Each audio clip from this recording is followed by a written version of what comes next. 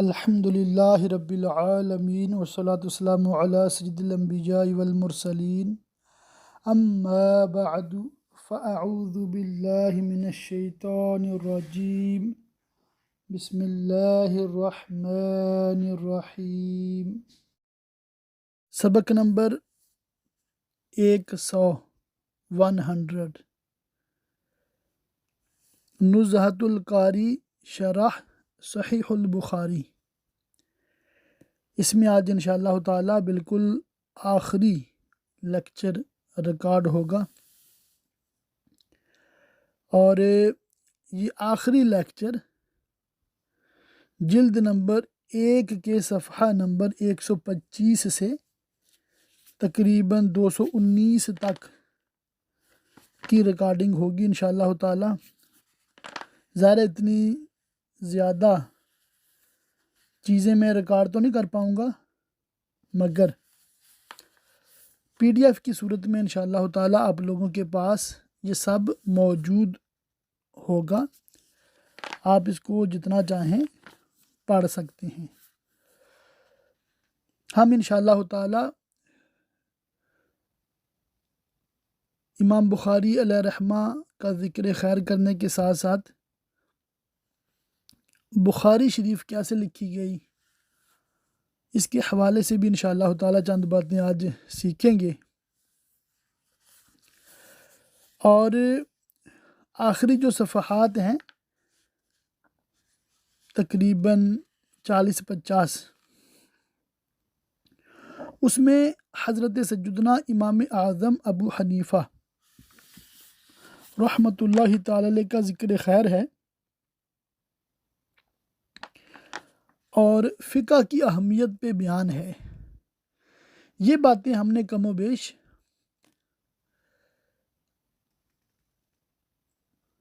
شرعی رہنمائی کورس کے نام سے جو 6 ہفتے کا ہمارا پروگرام تھا، یعنی کہ درس فقہ بہار شریعت حصہ 19واں دمیمہ کے نام پہ جو تھا، اس میں الحمدللہ ہم نے یہ پڑھا ہوا ہے، تو ذرا اس کو دوبارہ ریکارڈ کرنے کی جہاں پر ضرورت نہیں ہے۔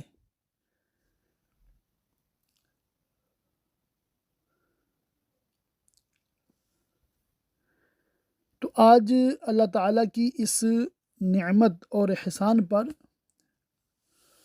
بہت شکر گزار ہیں کہ اس نے ہمیں صحیح بخاری شریف کی بہت ساری حدیثیں، ان کا ترجمہ، ان کی شرح پڑھنے سننے کی سعادت عطا فرمائی، اور یہ بات آپ لوگوں سے بھی ڈھکی چھپی نہیں ہے کہ آپ کی اکثریت، اگر میں یوں کہوں کہ 99% مجھے سننے والے وہ لوگ ہیں جنہوں نے پہلے کبھی بھی بخاری شریف اس طرح بالاستیاب نہیں پڑھی تھی، تو یہ بات غلط نہیں ہوگی۔ اور آج ہمارے ارد گرد بے شمار ایسے لوگ ہیں، اپنے گھر میں کتنے افراد ہیں جو بڑے ماشاء اللہ سمجھدار، اردو بھی ٹھیک ٹھاک، اگر وہ سنیں تو بالکل سمجھ سکتے ہیں، بعض تو ان میں سے بہت اچھا پڑھ بھی لیتے ہیں، اردو کو سمجھ بھی لیتے ہیں۔ تو ہم ان کو دعوت دیں، ان کو عرض کریں، ان کو بھی عالمہ کورس کا ممبر بنائیں، اور گھر میں یہ ٹرینڈ چلائیں کہ قرآن پاک کا ترجمہ تفسیر ہونا چاہیے ایک بار ختم۔ اسی طرح نزہۃ القاری شرح بخاری ایک بار اس کا بھی ختم شریف ہونا چاہیے، اور بہار شریعت کا ختم شریف ہونا چاہیے، احیاء العلوم کا ختم شریف ہونا چاہیے، اور پھر سیرت مصطفیٰ صلی اللہ علیہ وآلہ وسلم کا بھی ختم شریف ایک بار زندگی میں ہونا چاہیے۔ تو ہمت کریں تمام ہی مجھے سننے والے، اور جو پہلا سمیسٹر، دوسرا سمیسٹر، تیسرا سمیسٹر مکمل کر چکے ہیں، اور ابھی چوتھا سمیسٹر انشاءاللہ تعالی ان کا ختم ہو جائے گا، تو ان سے میری درخواست ہے، آپ میں سے جنہوں نے ابھی تک عالم کورس اردو یا عالمہ کورس اردو آگے ٹیچ کرنا، اس کے حوالے سے مجھ سے رابطہ نہیں کیا تو آپ کو میں دعوت پیش کرتا ہوں کہ آئیے، اللہ کی رحمت سے ہمارے پاس یہ ریکارڈڈ لیکچرز اب موجود ہیں، PDF بھی انشاءاللہ تعالیٰ آپ کو دی جائے گی، واٹس ایپ آڈیو بھی دی جائے گی، یعنی کہ ہر روز کا جو سبق ہوتا ہے آپ اگر پڑھانا چاہتے ہیں آپ کو انشاءاللہ تعالیٰ آپ کو یہ پیش کیا جائے گا روزانہ، آپ آگے خود اپنے گروپ میں جس میں آپ کے فیملی ممبر ہوں، فرینڈز ہوں،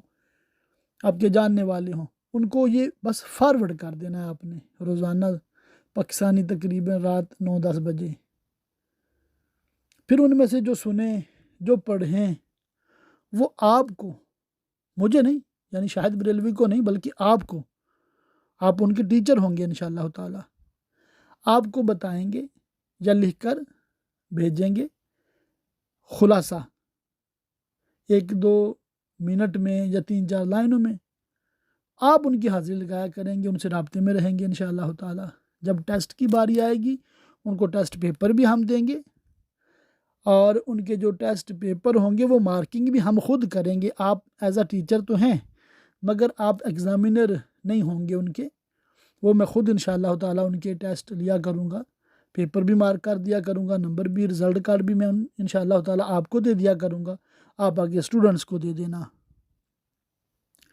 تو یوں یہ بہت آسان ہے آپ کے لیے، نیکیاں کمانے کا بہترین پلیٹ فارم ہے آپ کے لیے، اس میں ظاہر ہم اسٹوڈنٹ سے فیس نہیں لیتے، اور سچی بات یہ ہے کہ میری مالی پوزیشن ایسی نہیں ہے کہ میں ٹیچرز کو تنخواہ دے سکوں، بالکل یہ سچ بات ہے، فی الحال ایسی گنجائش نہیں ہے، اگر ایسا ہوتا تو میں ضرور بخوشی سب کو بہت اچھے ادارے کی ترکیب بناتا۔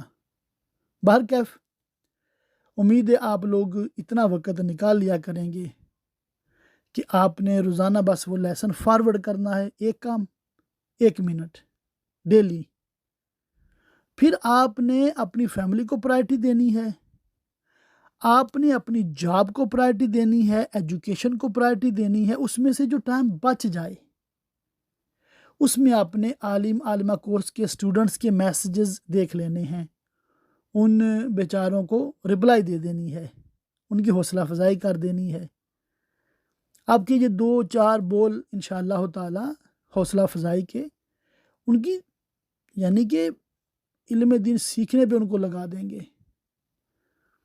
ایک ان کو پلیٹ فارم مل جائے گا، ایک ان کو دست شفقت آپ کا مل جائے گا، تو آپ یہ ضرور کرم فرمائیے گا، اپنے فری ٹائم میں یہ بھی آپ نے کرنا ہے، وہ ہو سکتا ہے کہ آپ کے گروپ میں 100 ممبرز ہیں مگر سبق سنانے والے 10 ہی ہیں، تو روزانہ آپ نے 10 ہی میسیج دیکھنے ہیں، زیادہ تو نہیں ہے، یہ 10 میسیجز میں ہو سکتا ہے آپ کے پر میسیج 5 منٹ بھی لگائیں تو چلو 50 منٹ، آپ تقریباً 1 گھنٹہ یوں مطلب آپ ڈیلی کا اس میں دے سکتے ہیں، یہ بھی ہر روز نہیں ہوگا، اور وہ بھی میں بہت مبالغہ کر رہا ہوں، تو آدھا گھنٹہ 25 منٹ 26 منٹ 12 منٹ، کبھی ہو سکتا ہے کوئی میسیج نہ آئے، آپ انتظار کر رہے ہوں کہ کاش کوئی میسیج آ جاتا، تو بس ہوگا اس طرح، تو یہ ایک طریقہ کار میں آپ سے شیئر اس لیے کر رہا ہوں، تمام اسٹوڈنٹس کے ساتھ بھی شیئر کر رہا ہوں کہ آپ اس نیت سے پڑھیں کہ اللہ کی رحمت سے انشاءاللہ تعالی ہم نے یہ پڑھانا ہے، خود سیکھنا ہے، دوسروں کو سکھانا ہے، تو جو ابھی اسٹوڈنٹس ہیں ابھی فارغ التحصیل نہیں ہو رہے، آپ کا عالم علمہ نہیں مکمل ہو رہا، تو آپ دوسروں کو دعوت دیا کریں، ان کو داخلے کرائیں، اور جو بھی داخلہ لینا چاہتا ہے وہ شاہد بریلوی کے نمبر 00447853292843 پر اپنا نام، شہر کا نام، پاکستانی ہے تو صوبے کا نام، انڈیا سے ہے تو اسٹیٹ کا نام لکھ کر بھیجیں، انشاءاللہ تعالیٰ ان کا مفت داخلہ ہو جائے گا، جیسا کہ عرض کیا کوئی فیس نہیں ہے، اللہ کی رحمت سے وہ بھی انشاءاللہ تعالیٰ سیکھنے اور سمجھنے والے بن جائیں گے۔ اللہ تعالیٰ آپ سب کا بھلا کرے، میرا بھی بھلا کرے، سب مسلمانوں کا بھلا کرے، اور ہم سب کو دنیا اور آخرت کی بھلائیاں عطا فرمائے، اپنے کام کاج، دنیاوی مصروفیات، گھریلو مصروفیات، اس کے ساتھ ساتھ دین متین کی جتنی ہو سکے ہم سے وہ اللہ پاک خدمت کرنے کی ہمیں توفیق عطا فرمائے اور ہمیں علم نافع عطا فرمائے۔ بسم اللہ الرحمن الرحیم۔ بہت پیارا ٹاپک ہے کہ حضرت سیدنا امام بخاری علیہ رحمہ کی بارگاہ رسالت میں مقبولیت۔ محبوب خدا کی محبت ایمان کی جان ہے۔ امام بخاری کو محبوب رب العالمین سے جو محبت تھی وہ اس سے ظاہر ہے کہ انہوں نے اپنی زندگی کا ایک ایک لمحہ ان کے ارشادات، ان کے افعال، ان کے احوال، ان کے حلیہ جمال کے ایک ایک نقش و نگار کی تلاش اور جمع اور پھر اسے پوری دنیا میں پھیلانے کی سعی پہم میں گزارا۔ اس کے لیے انہوں نے وطن سے دوری، احباب سے مفارقت، سفر کی صعوبتیں، حریفوں کے تلخ و ترش سب کچھ انتہائی خندہ پیشانی سے برداشت کیے۔ کیا یہ سب اسیر محبت کے سوا اور کسی کے بس کی بات ہے؟ امام بخاری کے پاس حضور اقدس صلی اللہ تعالیٰ علیہ وسلم کے کچھ منہ مبارک تھے جسے وہ اپنے ملبوسات میں رکھے رہتے۔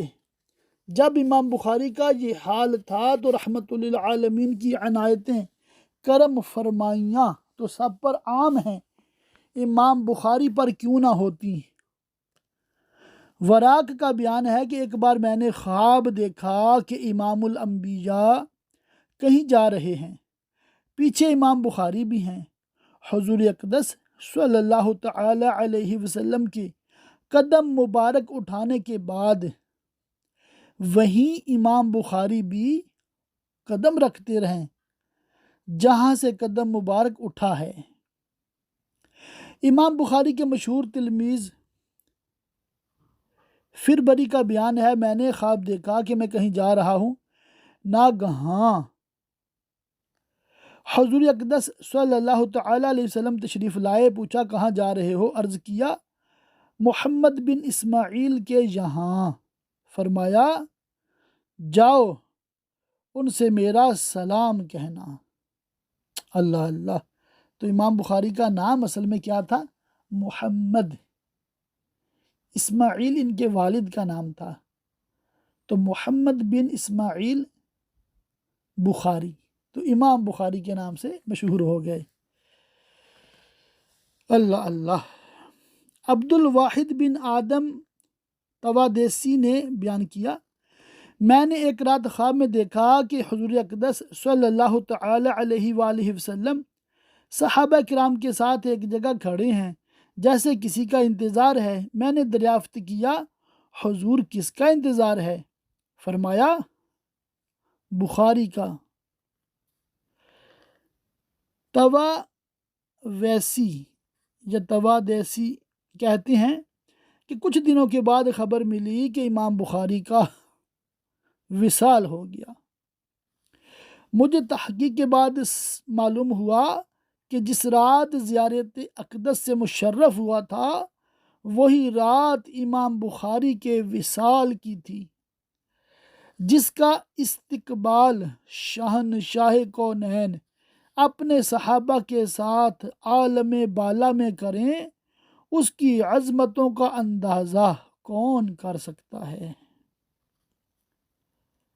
اس کے بعد ایک ٹاپک ہے فقہی مذہب، کہ امام بخاری علیہ رحمہ ان کا فقہی مذہب کیا تھا۔ اس میں علماء کے کئی اقوال ہیں۔ بعض لوگ اس طرف گئے ہیں کہ امام بخاری علیہ رحمہ شافعی تھے، کیونکہ وہ جو اپنی بخاری شریف میں حدیثیں لائے ہیں اسے شافعی مذہب کو تائید ہوتی ہے، اور بظاہر وہ حنفی مذہب کے خلاف ہیں، مگر بعض علماء اس طرف گئے ہیں کہ امام بخاری علیہ رحمہ خود مجتہد تھے، اللہ ہی بہتر جانتا ہے۔ اس کے بعد عنوان ہے صحیح البخاری۔ امام بخاری کی یہ کتاب اگرچہ بخاری سے مشہور ہے مگر امام بخاری نے اس کا نام یہ رکھا تھا الجامع المسند الصحیح المختصر من امور رسول اللہ صلی اللہ تعالی علیہ وسلم و سننہ و ایامہ۔ تو یہ ہم نے اصول حدیث میں پڑھا تھا نا، جامع ایک کتاب ہوتی ہے، جامع حدیث کی وہ کتاب جس میں 8 موضوع پر حدیث ہوں: ایمان، احکام، سیجر، تفسیر، آداب، مناقب، فتن، اشراط الساعہ۔ تو امام بخاری علیہ رحمہ نے بھی یہ اپنی کتاب جامع لکھی، اور اللہ کی رحمت سے بہت مقبول ہوئی۔ وجہ تصنیف یہی ہے کہ ان کے دور مبارک میں حدیثیں لکھنے کا بہت ٹرینڈ ہوا تھا، تو امام بخاری علیہ رحمہ نے بھی اس پہ ماشاءاللہ کام کیا۔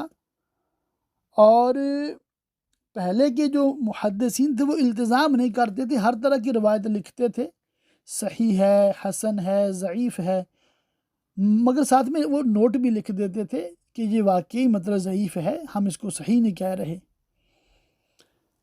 مگر امام بخاری علیہ رحمہ نے صرف صحیح جو حدیثیں تھیں ان کے لکھنے کا التزام فرمایا، جس کی وجہ سے ان کی تصنیف کو زیادہ مقبولیت حاصل ہوئی اللہ کی رحمت سے۔ بارگاہ رسالت میں اس کتاب کی مقبولیت کے بارے میں ہے: صحیح بخاری کی معراج کمال جی ہے کہ مصنف کی ذات کی طرح ان کی کتاب بھی محبوب رب العالمین کی بارگاہ میں مقبول ہوئی۔ ابو زید مروزی نے بیان کیا کہ ایک بار میں مطاف میں رکن کے مابین سویا ہوا تھا کہ میرا نصیبہ جاگا۔ سرکار ابد قرار مونی سے ہر بے قرار تشریف لائے اور فرمایا: اے ابو زید، کب تک شافعی کی کتاب پڑھو گے؟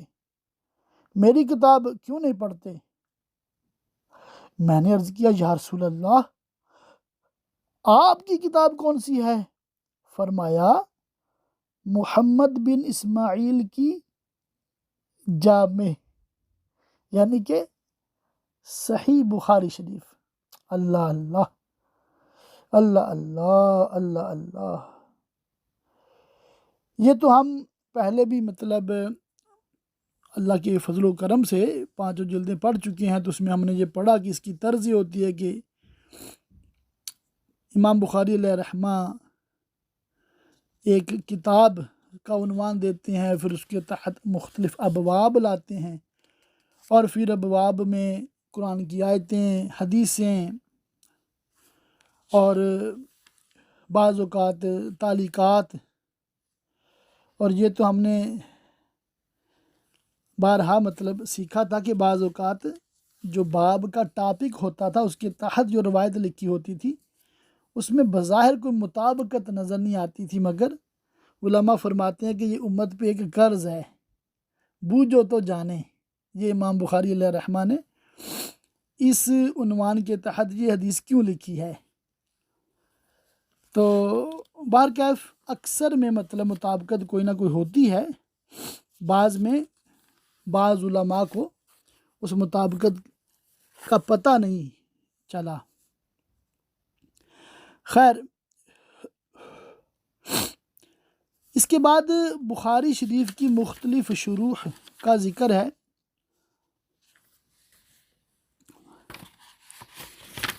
بخاری شریف کی ایک شرح فتح الباری ہے، ایک شرح عمدۃ القاری ہے، اسی طرح ارشاد الساری ہے، تیسیر القاری ہے، بشیر القاری ہے، اور بھی اس کی شروحات ہیں۔ بعض علماء نے صرف اس کا ترجمہ بھی کیا ہے، جس طرح مولانا عبدالحکیم اختر صاحب شاہ جہاں پوری علیہ رحمہ نے بخاری شریف کا مکمل صرف ترجمہ لکھا ہے۔ تو ایک یہاں پر ٹاپک ہے مسامحات بخاری۔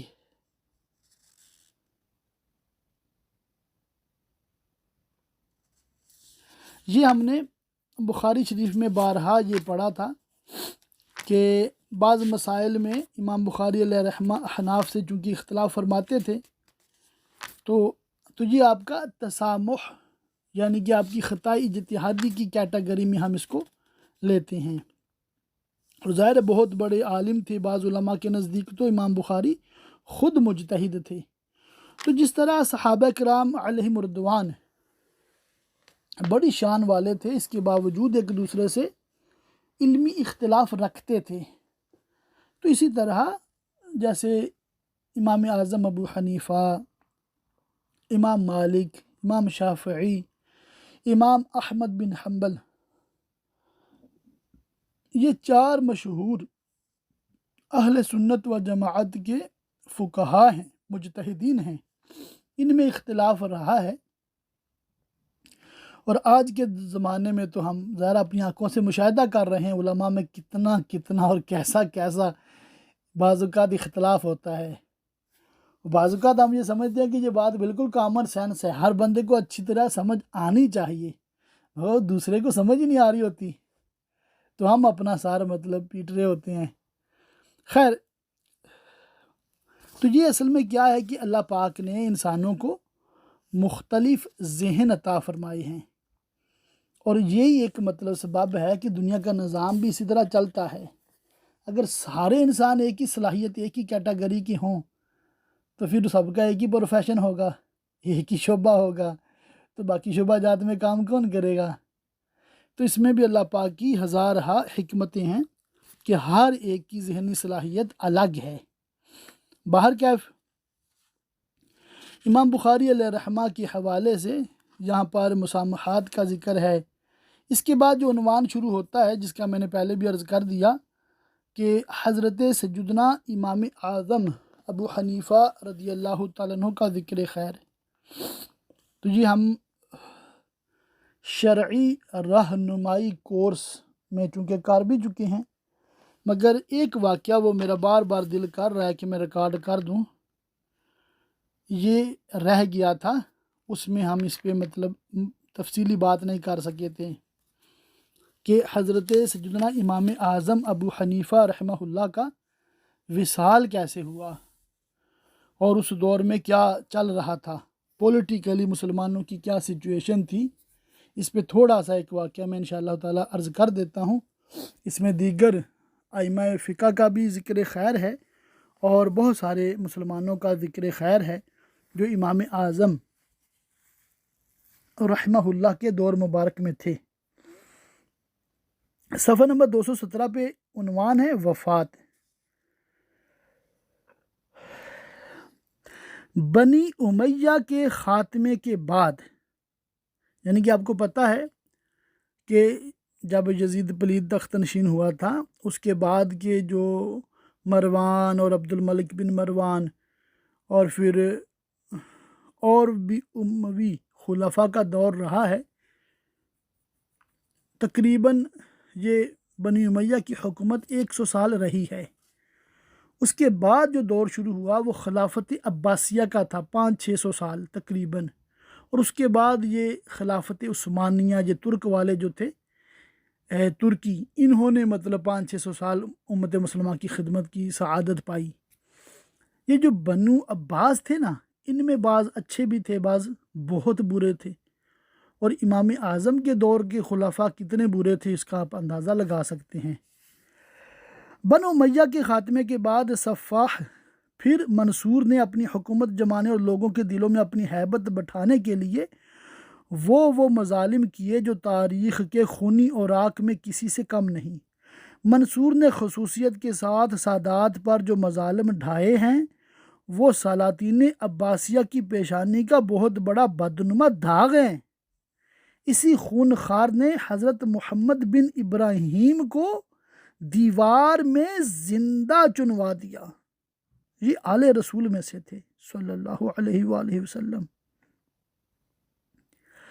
آخر تنگ آمد بجنگ آمد، ان مظلوموں میں سے حضرت محمد نفس زکیہ نے مدینہ طیبہ میں خروج کیا۔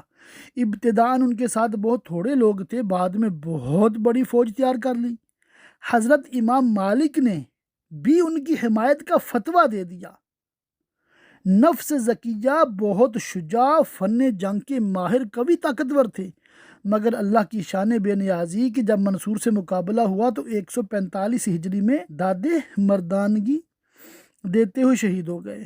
ان کے بعد ان کے بھائی ابراہیم نے خلافت کا دعویٰ کیا، ہر طرف سے ان کی حمایت ہوئی، خاص کوفے میں لگ بھگ 1 لاکھ آدمی ان کے جھنڈے کے نیچے جمع ہو گئے۔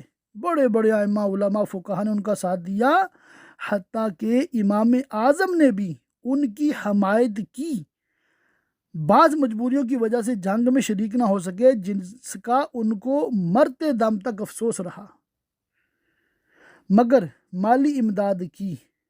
لیکن نوشتہ تقدیر کون بدلے، ابراہیم کو بھی منصور کے مقابلے میں شکست ہوئی اور ابراہیم بھی شہید ہو گئے۔ یہ جو تھے نا مطلب بنو ہاشم، بلکہ یوں سمجھ لیں کہ سادات کرام، یہ عباسیوں کے بالکل کزن تھے، یعنی کہ سادات کرام جناب علی المرتضیٰ رضی اللہ تعالیٰ عنہ کی اولاد میں سے ہیں، اور عباسی جو تھے وہ حضرت عباس جو حضرت علی کے سگے چچا تھے، ان کے بیٹے عبداللہ بن عباس کی نسل میں سے تھے، تو بالکل یعنی کہ فیملی تھی۔ مگر حکومت کی لالچ نے عباسیوں کو اتنا اندھا کر دیا کہ انہوں نے بڑے بڑے ظلم کیے۔ ابراہیم سے فارغ ہو کر منصور نے ان لوگوں کی طرف توجہ کی جن لوگوں نے ان کا ساتھ دیا تھا۔ 146 ہجری میں بغداد کو دارالسلطنت بنانے کے بعد منصور نے حضرت امام اعظم کو بغداد بلوایا۔ منصور انہیں شہید کرنا چاہتا تھا، مگر جواز قتل کے لیے بہانہ کی تلاش تھی۔ اسے معلوم تھا کہ حضرت امام میری حکومت کے کسی عہدے کو قبول نہ کریں گے۔ اس نے حضرت امام کی خدمت میں عہدہ قضاء پیش کیا، chief justice of Muslim world, اتنا بڑا عہدہ دیا۔ تو اس سے آپ اندازہ لگائیں کہ امام اعظم کا کیا اس وقت لیول تھا، کیا مقام تھا، کیا شان تھی آپ کی۔ امام صاحب نے یہ کہہ کر انکار فرما دیا کہ میں اس کے لائق نہیں۔ منصور نے جھنجھلا کر کہا تم جھوٹے ہو۔ امام صاحب نے فرمایا اگر میں سچا ہوں تو ثابت کہ میں عہدہ قضا کے لائق نہیں، جھوٹا ہوں تو بھی عہدہ قضا کے لائق نہیں، اس لیے کہ جھوٹے کو قاضی بنانا جائز نہیں۔ اس پر بھی منصور نہ مانا اور قسم کھا کر کہا کہ تم کو قبول کرنا پڑے گا۔ امام صاحب نے بھی قسم کھائی کہ ہرگز نہیں قبول کروں گا۔ ربیع نے غصے سے کہا ابو حنیفہ تم امیر المومنین کے مقابلے میں قسم کھاتے ہو؟ امام صاحب نے فرمایا ہاں، یہ اس لیے کہ امیر المومنین کو قسم کا کفارہ ادا کرنا بنسبت میرے زیادہ آسان ہے۔ اس پر منصور نے جزبز ہو کر حضرت امام کو قید خانے میں بھیج دیا۔ اس مدت میں منصور حضرت امام کو بلا کر اکثر علمی مذاکرات کرتا رہتا تھا۔ منصور نے حضرت امام کو قید تو کر دیا، مگر وہ ان کی طرف سے مطمئن ہرگز نہ تھا۔ بغداد چونکہ دارالسلطنت تھا، اس لیے تمام دنیا اسلام کے علماء، فقہاء، امراء، تجار، عوام، خواص بغداد آتے تھے۔ حضرت امام کا غلغلہ پوری دنیا میں گھر گھر پہنچ چکا تھا۔ قید نے ان کی عظمت اور اثر کو بجائے کم کرنے اور زیادہ بڑھا دیا۔ جیل خانے ہی میں لوگ جاتے اور ان سے فیض حاصل کرتے۔ حضرت امام محمد اخیر وقت تک قید خانے میں تعلیم حاصل کرتے رہے۔ منصور نے جب دیکھا کہ یوں کام نہیں بنا تو خفیہ زہر دلوا دیا۔ جب حضرت امام کو زہر کا اثر محسوس ہوا تو خالق بے نیاز کی بارگاہ میں سجدہ کیا۔ سجدے ہی کی حالت میں روح پرواز کر گئی۔ اللہ اللہ، مجھے یہ پڑھ کے نا بہت ایسے دل کو نا ایسے ہوتا ہے، یعنی کہ فخر ہوتا ہے مجھے، یا سینہ چوڑا ہو جاتا ہے کہ میں اس امام کا ماننے والا ہوں، اس امام کا مقلد ہوں جنہوں نے سادات کرام کی محبت میں جان دے دی۔ اللہ اللہ، تو ہمیں بھی چاہیے آل رسول کا دل و جان سے احترام کریں، ادب کریں، اور نبی کریم صلی اللہ تعالیٰ علیہ وسلم سے نسبت رکھنے والے صحابہ کرام ہوں، پیارے صدیق اکبر ہوں، پیارے فاروق اعظم ہوں، پیارے عثمان غنی ہوں، پیارے مولا علی ہوں، پیارے حسن حسین ہوں، عشرہ مبشرہ ہوں، کوئی بھی صحابی ہو، ہر صحابی سے ہمیں دل و جان سے محبت ہونی چاہیے۔ اسی طرح آپ سے نسبت رکھنے والی ہر چیز ہمارے لیے باعظمت ہے، ہمارے لیے لائق ساتھ احترام ہے، چاہے وہ حدیث پاک ہو، پیارے آقا علیہ الصلوۃ والسلام کے فرامین عالی شان ہوں، یا آپ کی سیرت کا بیان ہو، یا آپ کے ہی تعلیم کردہ فقہی احکام ہوں، یا آپ پر ہی نازل ہونے والی رب کی کتاب ہو، قرآن پاک ہو، ہمیں ان کو پڑھنا چاہیے۔ اور قلوب و ذہان کی تطہیر کے لیے جو تصوف میں قرآنی آیتیں ہیں، حدیثیں ہیں، پیاری پیاری باتیں ہیں، کیسے انسان کو ستھرا با کردار بناتا ہے، تصوف کا بیان یہ ہونا چاہیے۔ تو اس کے لیے بہت سارے ذرائع ہیں، اللہ کے فضل و کرم سے جن سے ممکن ہو درس نظامی کریں، 8 سال مدارس میں جائیں، روزانہ 5 گھنٹے پڑھے، 6 دن ہفتے میں پڑھے۔ اللہ کے فضل و کرم سے نہ صرف یہ کتابیں عالم کورس اردو کی بلکہ بڑی بڑی کتابیں پڑھیں اور امت مسلمہ کی بڑے بڑے امور میں رہنمائی کرنے والے بن جائیں۔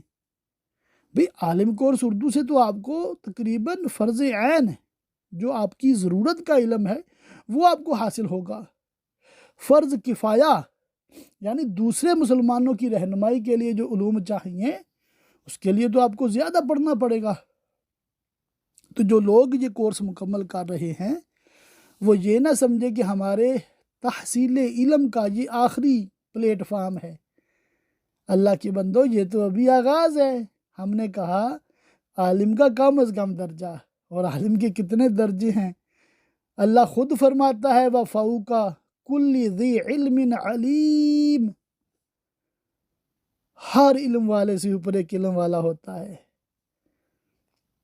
سبحان اللہ، یعنی کہ ایک عالم کا درجہ، پھر فی زمانہ جیسے مفتی کا درجہ، پھر اس سے بھی اوپر مجتہد کا درجہ، گو کہ اس میں بھی پھر کئی کیٹاگریز ہیں۔ یہ مطلب اس امت میں جو دیکھا جائے علم کے لحاظ سے تو مجتہد مطلق جو ہوتا ہے، جو کہ صدیوں سے امت میں ہوا بھی نہیں ہے، جیسے امام اعظم تھے، امام شافعی تھے، یہ بڑے بڑے علماء تھے، بہت بڑے، یعنی کہ کم از کم درجے میں اور بہت بڑے درجے میں اتنے درجوں کا فرق ہے کہ بندے کو گنتی بھول جائے۔ بات سمجھ آ رہی ہے آپ کو؟ ستاروں سے آگے جہاں اور بھی ہیں، ابھی آپ صرف دور سے ستارے دیکھ رہے ہیں، خلا میں سفر کریں تو کتنے سیارے نظر آئیں گے، کیا کیا اللہ کی شان کے نظارے نظر آئیں گے۔ اللہ اللہ۔ عالم کورس اردو کا الحمدللہ اتنا فائدہ ضرور آپ کو ہوگا کہ ہر زندگی کے شعبے میں، ہر معاملے میں آپ چوکنا ہو گئے ہوں گے، آنکھیں کھل گئی ہوں گی، ہائی الرٹ ہو گئے ہوں گے کہ بھی اس معاملے میں بھی شریعت نے کچھ کہا ہے۔ یاد نہیں رہا تو کتاب سے دوبارہ دیکھ لیجئے گا، کتاب دیکھنے کی فرصت نہیں، کسی عالم سے رجوع کر لیجئے گا، کسی مفتی صاحب سے پوچھ لیجئے گا، اور آپ کی اور اپنی اور اپنے ارد گرد لوگوں کی زندگی شریعت کے مطابق کرنے کی سعی فرمائیے گا۔ اسی بات پہ درس بخاری ہم مکمل کرتے ہیں، اور یوں حقیقی معنوں میں آج ختم بخاری شریف ہے۔ اللہ پاک کی بارگاہ میں دعا ہے، اللہ پاک ہمارے ماں باپ کی ساری امت کی مغفرت فرمائے، ہر مسلمان کو بیماری، قرضداری، بیجا مقدمہ بازی، بے اولادی، ہر طرح کی پریشانی و بلا سے نجات عطا فرمائے۔ اللہ پاک ہمیں خوب علم دین سیکھنے، سمجھنے، یاد رکھنے، عمل کرنے، دوسروں تک پہنچانے کی توفیق عطا فرمائے۔ اللہ پاک ہم سے اپنے دین متین کا کام لیتا رہے، اور ہمیں اخلاص کے ساتھ دین کی خدمت کی توفیق دیتا رہے۔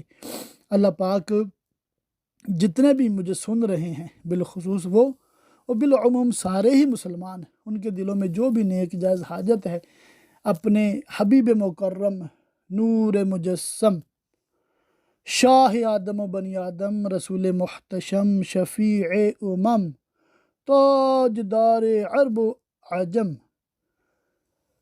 صلی اللہ تعالی علیہ وآلہ وسلم کے صدقے تو فعل ہر ایک کی دلی نیک جائز تمنا آرزو پوری ہو۔ کہتے رہتے ہیں دعا کے واسطے بندے تیرے، کر دے پوری آرزو ہر بے کس و مجبور کی۔ آمین بجاہ النبی الامین وصلی اللہ تعالی علیہ وآلہ وصحبہ وبارک وسلم۔